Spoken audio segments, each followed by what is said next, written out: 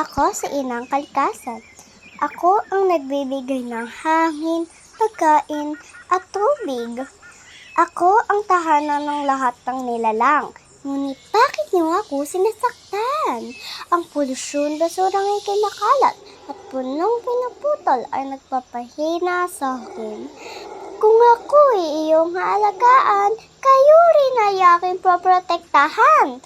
Sama-sama tayo mag-recycle at magmahal sa kalikasan.